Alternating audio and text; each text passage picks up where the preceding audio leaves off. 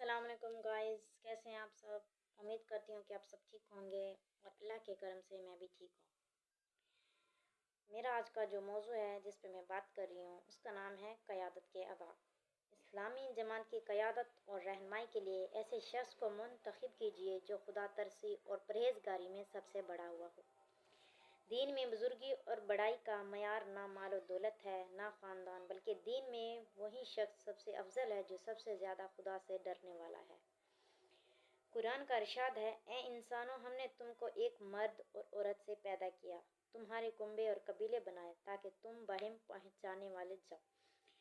بلا شبہ خدا کے نزدیک تم سب میں زیادہ معزز اور مکرم وہ ہے جو تم سب میں زیادہ متقی اور پرہیزگار ہے۔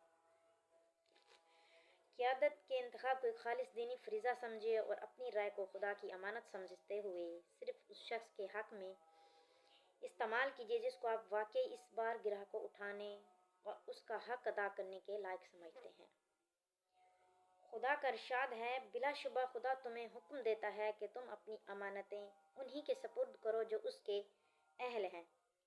یہ ایک اصولی اور جامع ہدایت ہے جو ہر طرح کی امانتوں پر حاوی ہے اور سلسلہ بیان میں امانتوں سے مراد اسلامی جماعت کی ذمہ داریاں ہیں، یعنی اسلامی جماعت کی قیادت اور رہنمائی کے لیے اپنی رائے اور پسند کی امانت اسی اہل تر شخص کے حوالے کیجیے جو واقعی اس بار امانت کو اٹھانے کی اہلیت اور صلاحیت رکھتا ہو۔ اس معاملے میں جانبداری یا بے جانبداری اور اس طرح کے دوسرے عوامل سے متاثر ہو کر رائے دینا خیانت ہے جس سے مومن کا دامن پاک ہونا چاہیے۔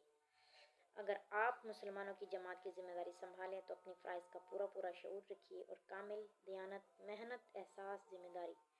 اور تندہی کے ساتھ اپنی ڈیوٹی انجام دیجیے۔ نبی صلی اللہ علیہ وسلم کا ارشاد ہے، جو شخص مسلمانوں کے اجتماعی امور کا ذمہ دار ہو اور وہ ان کے ساتھ خیانت کرے تو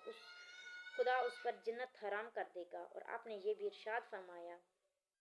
جس شخص نے مسلمانوں کے اجتماعی معاملات کی ذمہ داری قبول کی پھر اس نے ان کے ساتھ خیر خواہی نہ کی اور ان کے کام انجام دینے میں آپ اپنے آپ کو اس طرح نہیں تھکایا جس طرح وہ اپنی ذات ضرورت کے لیے خود کو تھکاتا ہے،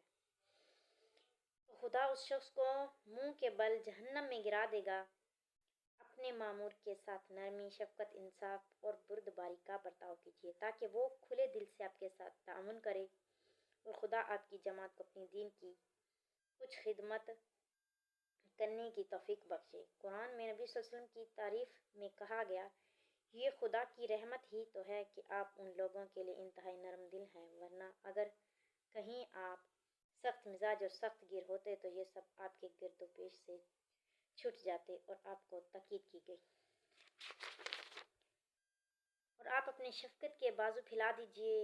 ان مومنوں کے لیے جو آپ کی پیروی کر رہے ہیں۔ حضرت عمر بن خطاب نے ایک بار تقریر کرتے ہوئے ارشاد فرمایا، اے لوگو، ہمارا تم پر حق ہے کہ پیٹھ پیچھے ہماری مخلصانہ خیر خواہی کرو اور نیکی کے امور میں ہماری مدد کرو۔ پھر ارشاد فرمایا، اے حکومت کے ذمہ داروں، سربراہ کی بردباری اور نرمی سے زیادہ نفع بخش اور خدا کے نزدیک زیادہ پسندیدہ اور کوئی بردباری نہیں ہے۔ اسی طرح سربراہ کی ناسمجھی اور جذباتیت اور بے سوچے سمجھے کام کرنے سے زیادہ نقصان دہ اور ناپسندیدہ کوئی دوسری نادانی اور بدسلیقی نہیں ہے۔ اپنے رفقا کی اہمیت کو محسوس کیجیے، ان کے جذبات کا احترام کیجیے، ان کی ضرورتوں کا احساس کیجیے اور ان کے ساتھ ایسا برتاؤ نہ سلوک کیجیے کہ وہ آپ کو اپنا سب سے بڑا خیر خواہ سمجھیں۔ حضرت مالک بن حویرث کہتے ہیں کہ ایک بار ہم کچھ ہم عمر نوجوان نبی صلی اللہ علیہ وسلم کی خدمت میں رہنے کے لیے پہنچے اور ہم آپ کی خدمت میں 20 رات تک رہے۔ واقعہ خدا کے رسول انتہائی نرم دل اور رحیم تھے۔ جب آپ نے یہ محسوس کیا کہ اب ہمیں گھر والوں کی یاد ستا رہی ہے تو ہم سے پوچھنے لگے کہ تم لوگ اپنے پیچھے گھر میں کن کن لوگوں کو چھوڑ کر آئے ہو؟ ہم نے تفصیل بتائی تو فرمایا، اچھا تو اب تم لوگ اپنے گھروں کو واپس جاؤ اور انہی کے ساتھ رہو اور کچھ تم نے سیکھا ہے ان کو سکھاؤ اور انہیں نیک باتوں کی تلقین کرو اور فلاں نماز فلاں وقت پڑھو اور فلاں نماز فلاں وقت پڑھو اور جب نماز کا وقت آ جائے تو تم میں سے کوئی ایک اذان دے دے اور جو تم میں علم و کردار کے لحاظ سب سے بڑھ کر ہو وہ نماز پڑھے۔ اپنے رفقا کی قدر کیجیے۔